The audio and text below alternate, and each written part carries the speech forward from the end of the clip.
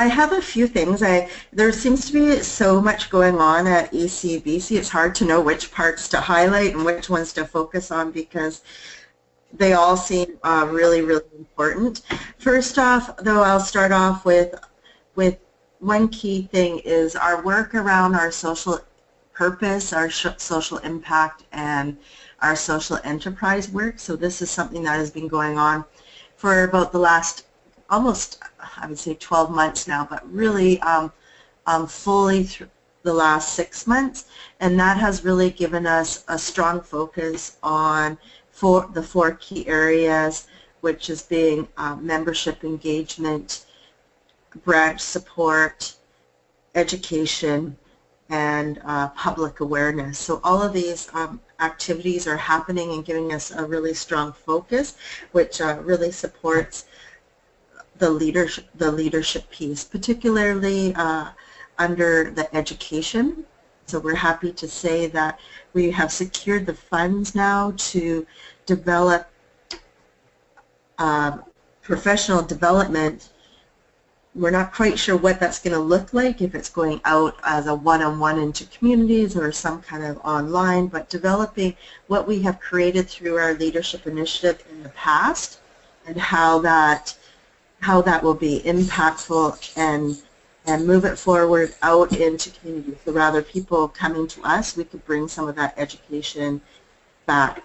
Now, Christine, you had asked if I wanted to give some reflections on that, and I think that it's really what I've noticed. What I've noticed that in the past, or with us doing the pre-conference, the leadership day, that often I was wondering, like, what was the impact that was going to, what was this going to do? Was it enough to make some changes or start that journey for other people?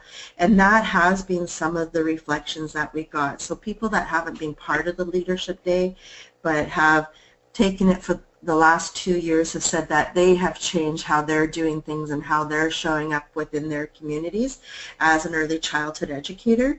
So I believe that that pre-conference, that leadership day, however that's going to continue, but also through this new education piece, that we can develop some education, professional development that will bring that education, that leadership component out to the broader sector, because that's what we as an organization are responding to.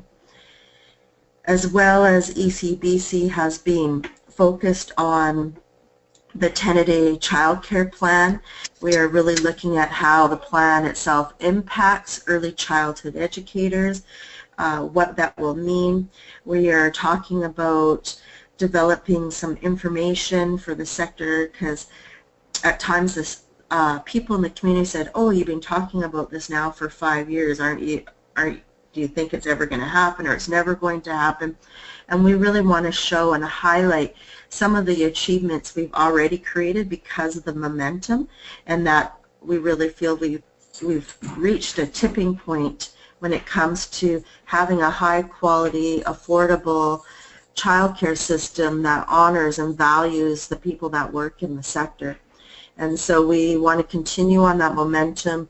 We're looking at ways to promote that deeper, and that's a big piece of the work, not for early childhood educators, but to also talk about how the child care plan is much more than having affordable child care, that there's many layers to this, and it's all about having the best possible programming for children, and then respecting the sector within that. So those are the key things that I thought I'd bring forward today. I don't know, Christine, if you felt that was a good synopsis, or is there other things you'd like me to address? I think that's great, Emily. We, as most of you know, you'll get an email this evening inviting you to the members-only call coming up on September the 13th. And so there will be more opportunities there to talk about and share some of the news from ECEBC, because as Emily said, there's just so much going on.